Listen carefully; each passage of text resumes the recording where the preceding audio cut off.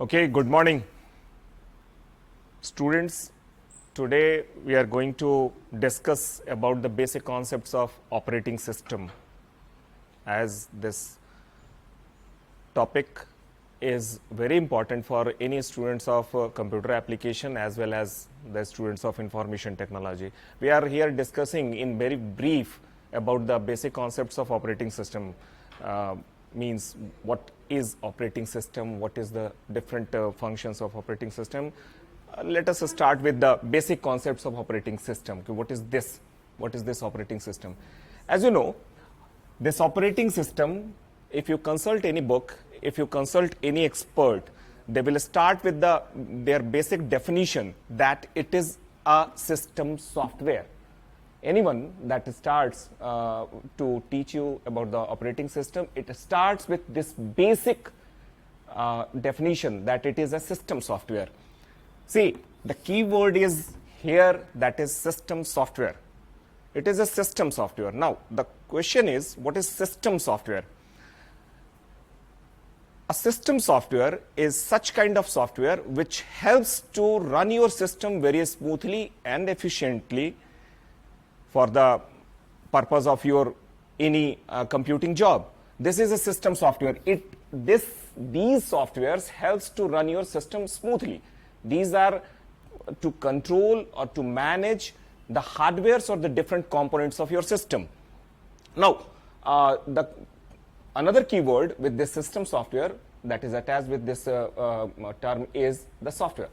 The software is nothing but a collection of different related programs, and when you collect your different related programs, that is those central objective is to fulfill a particular job, that creates a software, and it is a system software.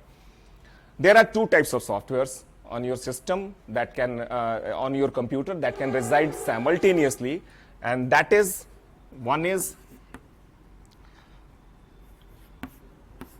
application software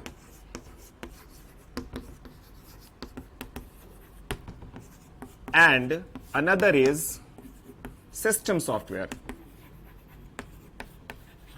Now, these application softwares are a special kind of softwares that is used for a particular application. These softwares are not for the smooth functioning of your system, but it is for the fulfilling of the needs of a particular kind of job, like MS Office. That is an application software. In MS Office, it is a package of various kinds of applications. You can you can process your words, you can create a spreadsheet, you can also prepare your PowerPoint presentation. That is for a particular purpose. It is not used, it cannot be used to play your videos, it cannot be used to play your music. That is for a particular purpose of office works. So that is the application software. Again, that VLC is for your playing or multimedia applications, like multimedia purpose, that is for your playing either audios or it is for playing videos. So that is an application software. But if you take an example of system software, those softwares which tries to run your system, your different components of a computer very smoothly and very efficiently, those softwares are the system softwares. As for example, you may list that linker, loader, translator, interpreter, compiler. These are the system softwares. Similarly, this operating system is also a system software that is mainly used to run your system smoothly and very efficiently. So, the operating system is a system software. In another definitions, you will find in some of the books that tells about the operating system that it provides an interface between user and the hardware. See, in general conditions, you cannot interact with your computers directly if you are not an expert. If you are a general user, if you are not a scientist, you are not a computer literate expert, then you cannot interact directly with your system. Whatever you do nowadays with your modern computers, you do with the help of that operating system that provides a kind of interface between you and the user. You are the user and your system has many kinds of hardware components. Your system is a combination of different hardware components that may have CPU, that may have an input-output devices, that may have some memory units. These are the different components of your computers. These different hardware components makes your system as a computer. When it is combined together, these hardwares creates a system for you, a computer.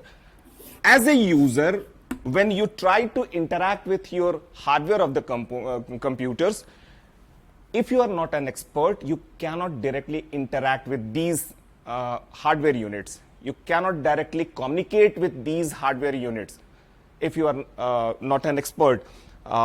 In such case, you need a kind of a mechanism that may create an interface between you and these hardwares.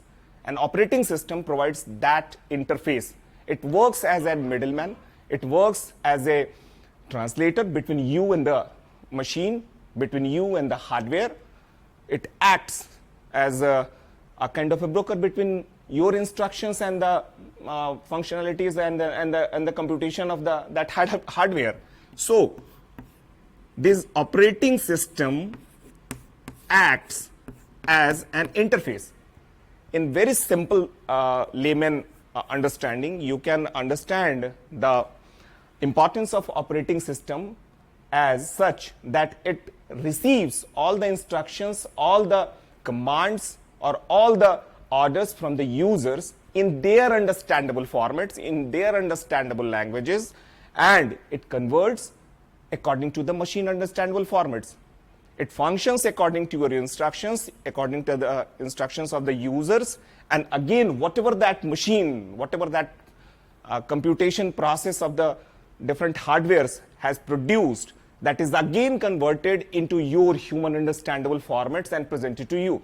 So operating system there acts as an interface that acts as a middleman, as a translator, as a broker between you and the machine. So it is an interface. Without this interface, it is nowadays very difficult to interact with your system. Another definition you may find in your books, that is, it is a resource manager. Of course, it is a resource manager. When I say this word manager, I mean it. I'm very intentionally emphasizing on that word manager. It is the operating system which manages everything on your system. It not only manages your processors, it not only manages your memory, it not only manages your input-output devices, but also in a multi-programming, multi-tasking operating system, in a multi-user environment, it manages the users also, multiple users.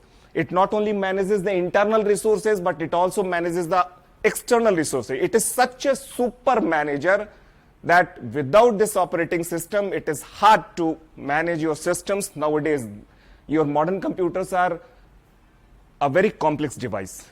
It is not only a multi-programming operating system, it is also a multitasking operating system, it is also a multi-threading operating system, it is also a multi-processing operating system, it is also a multi-user operating system, it is also a multi-process operating system.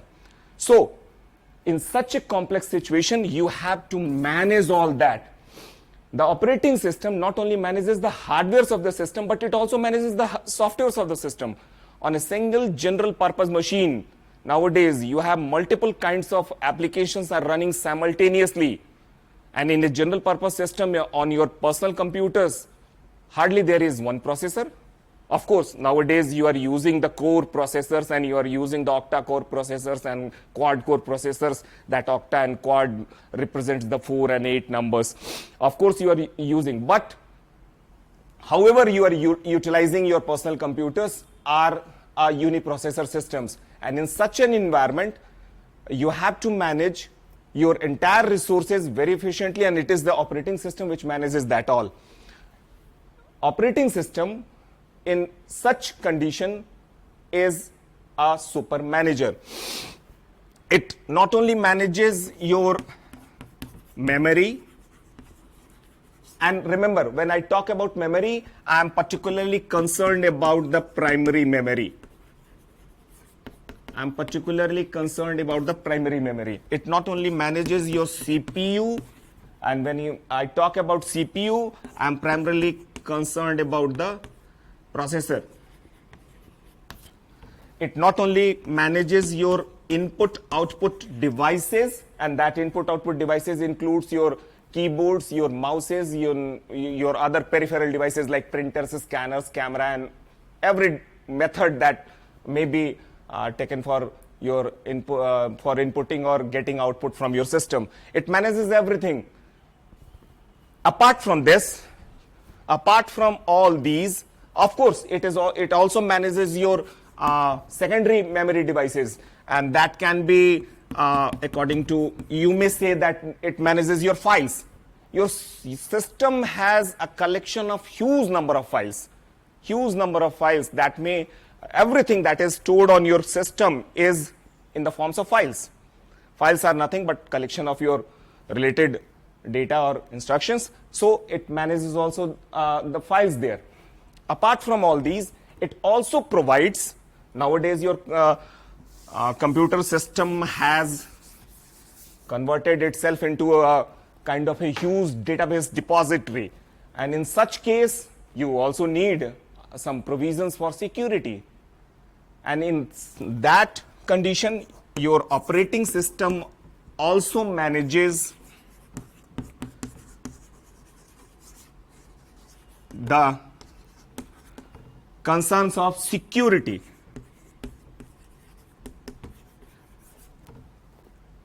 Apart from security, when I talk about the security, security means to protecting your the data or the files or the information that is stored on your system. It may be protected through password or by other means. Nowadays you are also utilizing the pins and the gesture